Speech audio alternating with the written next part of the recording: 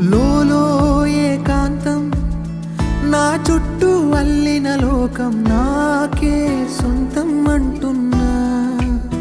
విన్నారా నేను నా నీడ ఇద్దరమే చాలంటూ